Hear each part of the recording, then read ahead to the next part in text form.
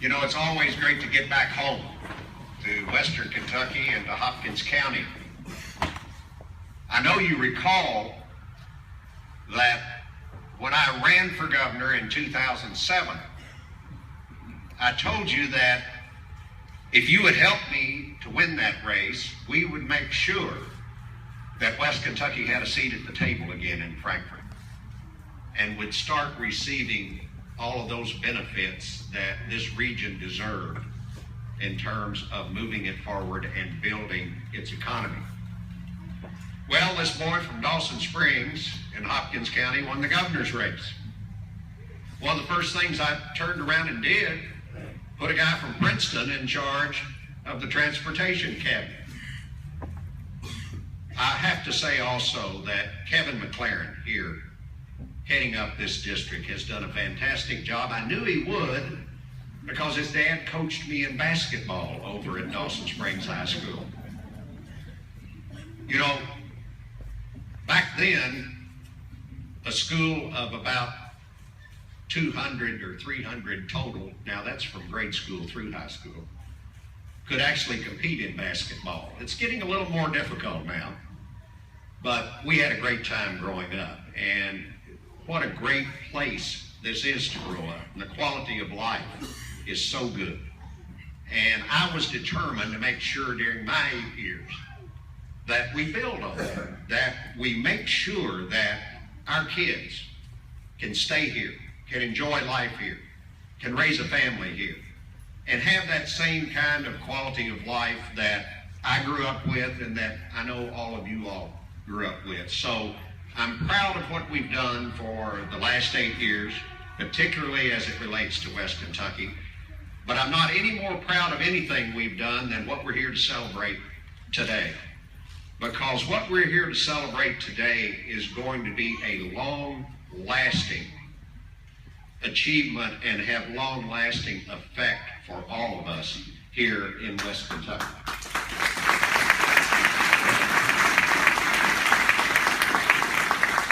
You know, it was a proud moment back in October, I believe it was October 25th of 2011, when I stood with then Federal Highway Administrator Victor Mendez in Nortonville and unveiled the first red, white, and blue Interstate 69 shield. That's the day the green and white future I-69 signs began coming down, and the red, white, and blue shields started going up, signaling the start of what eventually will be a 155-mile interstate here in Western Kentucky. Today we take another huge step with the official rebranding of 42.6 miles of the Edward T. Breathitt Pennyrile Parkway as I-69. But you know, these signs aren't the only change that we're making. As you all well know, we had to bring the parkway up to interstate standards with work that included the reconstruction of 2 interchanges right here in Hopkins County. Crews recently finished the interchange at the Pennyrile's connection with the West Kentucky Parkway, and that 55-mile section already designated as I-69. The interchange at Morton's Gap, it's under construction as we speak and will be finished in 2017. Along the parkway, we've also been doing some pavement rehab, new lighting, ramp reconstruction, and widening and raising of overpass bridges. All told, the rebranding and renovation of the Pennyrile Parkway will cost about $69.5 million when this project's finished. That is a significant investment.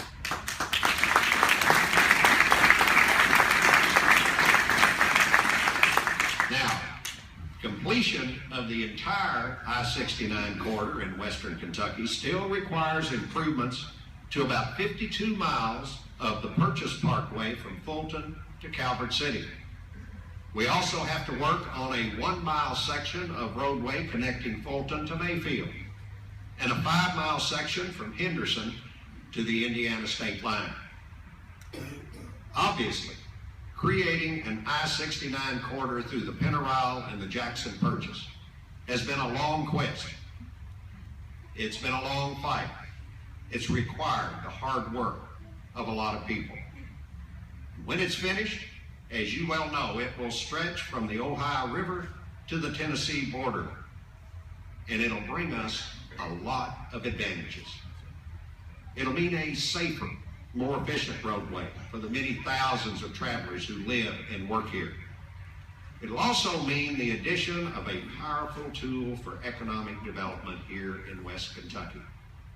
All you have to do is go anywhere in the United States and look at an interstate and see what happens once that interstate is put in. See the economic development that occurs all along that corridor, and you will then see what is going to occur here in West Kentucky as we finish I-69. While that finish date is in the future, today we can take satisfaction with knowing that we've reached another milestone. I want to thank a lot of people for making this happen. The team from the Federal Highway Administration, Secretary Hancock and his team from the Kentucky Transportation Cabinet. Congratulations to our local officials and the Madisonville Hopkins County Chamber of Commerce. You know, today, with this unveiling, about 2/3 of that 155-mile corridor will be officially I-69. 2/3. Almost 100 miles. You know, we promised to invest in West Kentucky. We're keeping our promise. Thank you all very much. We appreciate you.